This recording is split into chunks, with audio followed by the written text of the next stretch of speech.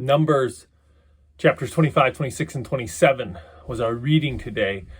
And there was kind of some sad realities that we read here, but there's also something that I think is very encouraging. And I'm going to share those with you briefly. First, there's this section. So if you read in the beginning of the book of Numbers, when the people of Israel were at Mount Sinai, they were counted, and it counted the entire, all the tribes. And for all of the tribes, except for the tribe of Levi, they counted the men who were 20 years old and older. And the total number counted at Sinai was 603,550. And then after 40 years, the number that was counted near the Jordan River across from Jericho was 601,730. So that means over a 40-year period, there was a population decline in the way they counted of 1,820.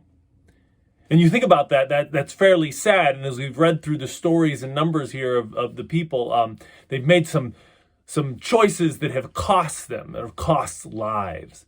And that's a sad thing. And the tribes are all numbered. And just to give you a picture, about half of the tribes increased in population, about half of the tribes decreased in population. The biggest decrease was the tribe of Simeon, who there was 37,100 less members of that tribe at the Jordan River than there were at Sinai. And the biggest increase was the tribe of Manasseh, which gained 20,500 people.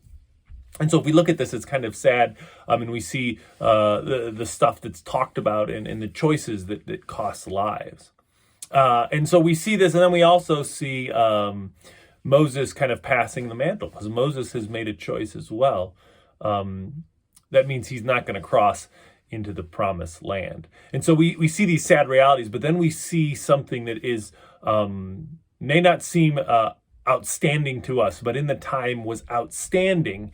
And it represents, I think, the character of God that we see here as he's explaining to his people about how they should live and how they should be different than the nations around them in how they treat each other and how they treat people.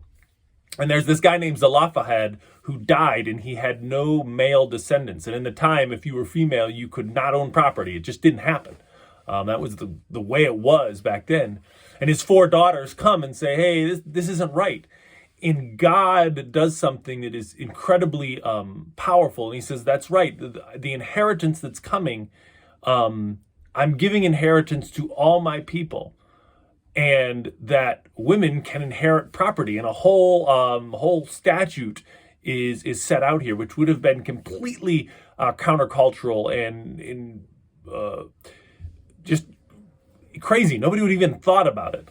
But God steps in and says, no, I created humanity, right? And we see this beautiful picture of God and these ladies inheriting property, being given the promised property that God promised all the way back to Abraham, being given a part of the land, and how all the land was meant to be kept within the family.